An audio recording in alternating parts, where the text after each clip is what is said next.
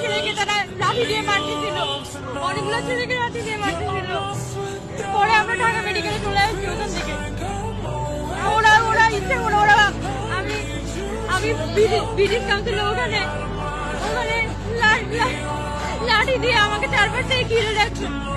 আমি হাত জোর করে বসে পাই, আমরা চাইলে যারা আমরা তো ভাত চাই নাই। পুলিশ তারাই দাঁড়িয়ে সিনেমা দেখতে আসে, সিনেমা হলে টিকিট পাই নাই। আমরা বাংলার মুক্তির জন্য আন্দোলন করছি।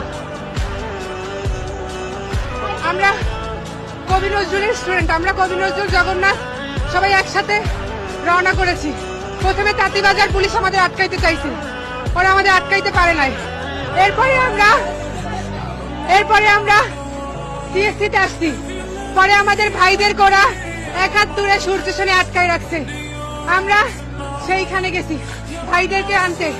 এরপরে ওরা আমাদের চারদিক থেকে আক্রমণ করছে।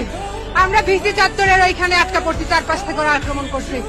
আক্রমণ করার পরে তারপর হচ্ছে বাসের পিছনে আমরা পড়ে গেছি আটকা। যখন আমরা আটকা পড়ছি ওরা চারপাশ থেকে ইট মারা শুরু করছে। ইট মারতে মারতে আমার ভাইদেরকে আহত করছে, বোনদেরকে আহত করছে।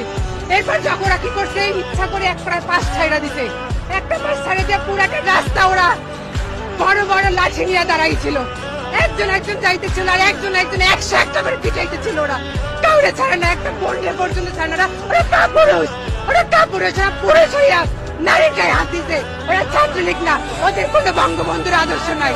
ওরা কারা দিয়ে সন্ত্রাস, ওরা সন্ত্রাস। ওদের মধ্যে একটু বিন্দু পরিমাণে ওদেরকে মধ্যে কোনো মানসিকতা নাই। আমার ভাইটা বলতে ছাইরা দেন ভাই, ছাইরা দেন। পিটাইছে ইচ্ছা মতো। ওর পিঠের দাগ দেখলে আপনারা হাত করে থাকবেন। আমার ভাইটার পিটাইছে, বলতে ছাইরে দেন। হাতটার রক্তটা খাইছে দিচ্ছে, আঙুলের রক্তটা। আমার একটা বোন রে কি পরিবারে পিটাইছে, বারবার বলছে ভাই ছাইরা দেন।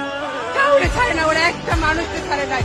কিন্তু ছাড়লো না, কেউ কিচ্ছু বললো না। আমরা যখন হচ্ছে আমরা একটা হলের মধ্যে যে আশ্রয় নিতে চাইলাম, ওখানে কেউ আমাদের আশ্রয় দেয় নাই। একটা ভাইয়ের মাথা থেকে রক্ত পড়তেছিল। ভাই বলছে একটু আশ্রয় দেন, আমার চিকিৎসা লাগবে না, আমার একটু আশ্রয় দেন ভাই।